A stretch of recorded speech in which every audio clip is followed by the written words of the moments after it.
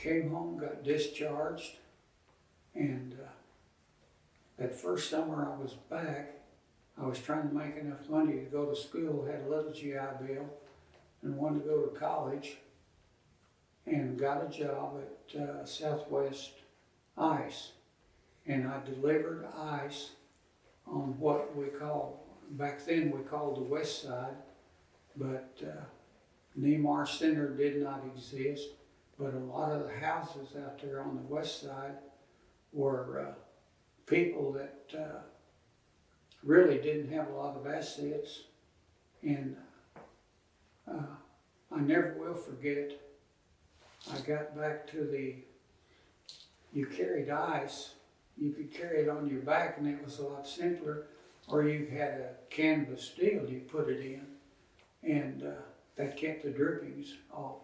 I got back to work one day after delivering a load of ice, and the manager called me in, and he said one of the ladies on the West Side had complained and about the way I carried ice in. I carried it in on my back, and if I remember right, she only got 25 pounds, and that was a small chunk.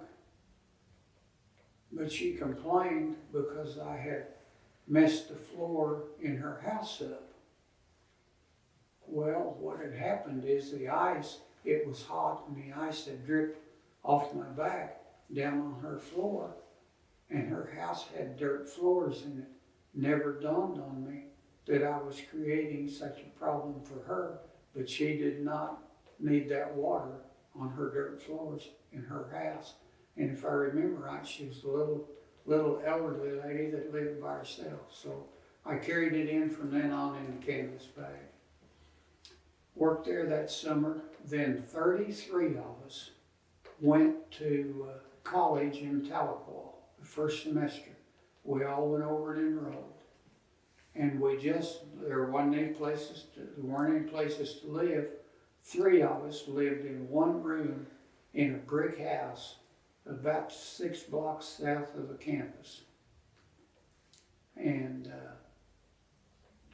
we were 3 of the lucky ones. Some of the guys rented some stuff down on Main Street and lived in a motel type atmosphere in some pretty rundown quarters. And one weekend I went over to see my friend Don Crutchfield, and there was another boy named Bill Fazell, and that lived at the house in Stillwater. Went over to party for the weekend, and we partied pretty good, and they said, "Why don't you come to school over here?" And I said, "I can't afford to come to school over here." And they said, "Well, come over, we'll pledge you in this fraternity and let you work in the kitchen for your room and board." So I transferred to Stillwater at the end of the first semester and finished there in 1951. But worked in the kitchen, washing dishes and planning, and we had a lot better food than the guys out in the dining room had, because we would order sometimes special stuff, and Mary the cook and I were big buddies, and then our house mother, Mother Florence, we would order the food. And that was a block south of the main fire station over there on the campus, which is on the south and east corner, I believe. It was across the street from a church. And we used to have our initiation over in the church would let us initiate the guys over there, because it was a very serious religious type message. Then there was a little strip center there, and it had one of the hangouts in it and one of the beer joints. And a lot of the guys going to school were veterans and were of age and could get in and drink beer. As a matter of fact, most all of us could. I remember one evening, we got through with supper, walked across the street to get a Coke. That was on a Wednesday night.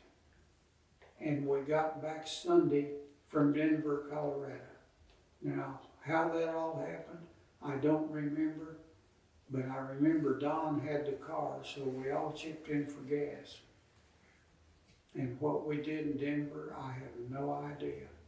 But we didn't have any place to stay, so we must have slept in the car there Wednesday, Thursday, Friday, 4 nights, and then drove back to Stillwater. But as I said, having been overseas, you felt like you deserved to kind of have a good time. And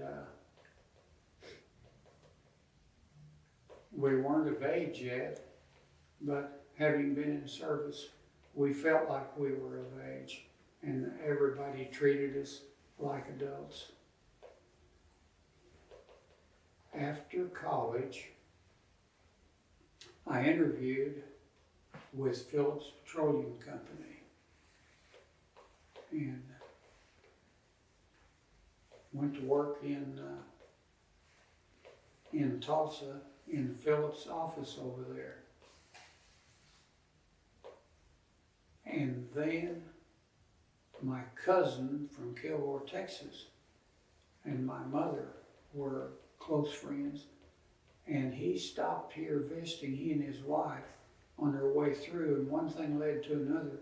He had 2 girls, he was looking for a boy, so he and I made a deal, and I worked in Kilgore, Texas on an oil rig, casing pulling rig, for about a year, and then worked in some used pipe and supply yards that he owned.